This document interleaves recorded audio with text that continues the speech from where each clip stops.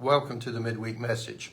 We're taking some lessons from the book of Jude, and I'm reading verses 8 through 11.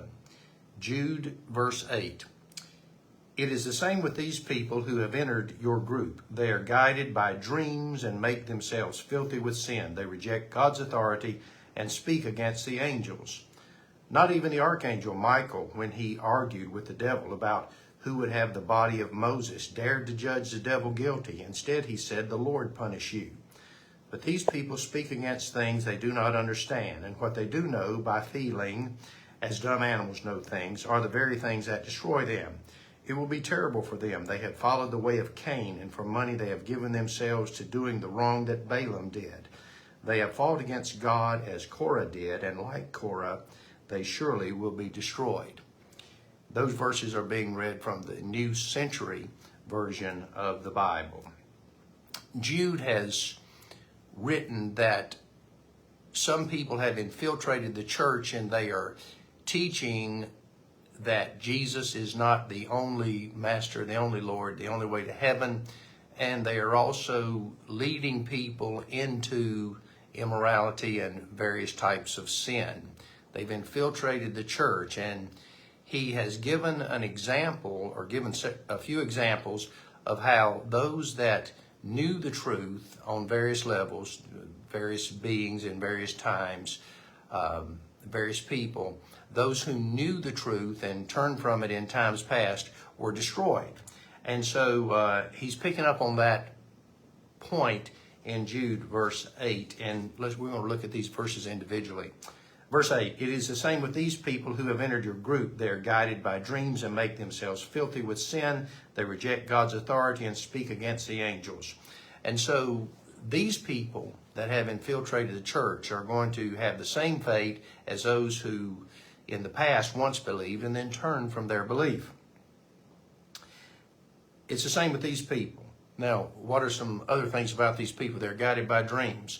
I don't know everything maybe that Jude had in mind with this, but I know a lot of people, some of them call themselves Christians, that put a great deal of stock in the dreams that they have and these experiences that they cannot verify by the Word of God. And I'm not saying that God can't speak through dreams, but some people have a tendency to place undue emphasis on things like that.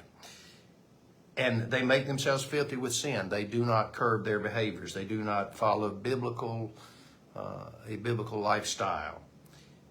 What else about these folks? They reject God's authority and speak against the angels. They have not accepted God's rule over their lives, even though they may claim to be Christians. And the main way that we accept God's rule over our lives is we obey His Word. We read the Bible. We take it to heart. And they also speak about things that they have no cause to speak against. They speak against the angels, this says, and various versions say they'll speak against dignities. And so one of their sins is just they talk too much and cast dispersions. And verse 9, following on that thought, not even the archangel Michael, when he argued with the devil about who would have the body of Moses, dared to judge the devil guilty. Instead, he said, "The Lord punish you." We don't have any other scriptures on this, and so we don't understand everything about it. But apparently, Michael, the archangel, argued with the devil over the body of Moses, and he didn't bring an accusation. King James Version says a railing accusation. He didn't bring an accusation even against the devil. He said, "The Lord rebuke you." Listen, we don't have any authority of ourselves. The only authority the believer has is the authority of God that has been given. And so be careful what you say. Even if you think you're right, you have to be careful what you say.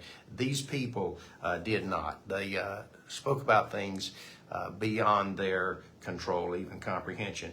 Verse 10, but these people speak against things they do not understand, and what they do know by feeling, as dumb animals know things, are the very things that destroy them.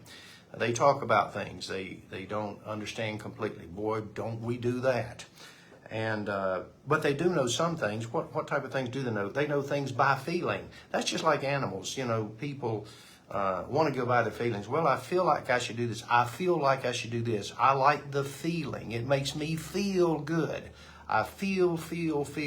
That's the way animals operate. It's not by the intellect, not by the leadership of God, but by feeling, by dreams. And these are things that a lot of people who call themselves Christians place too much emphasis on.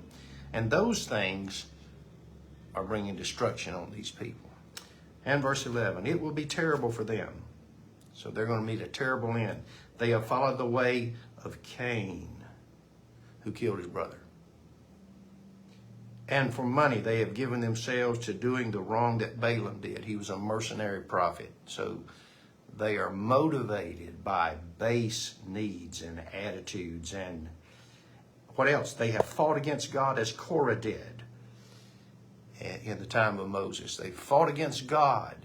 They would not accept his leadership.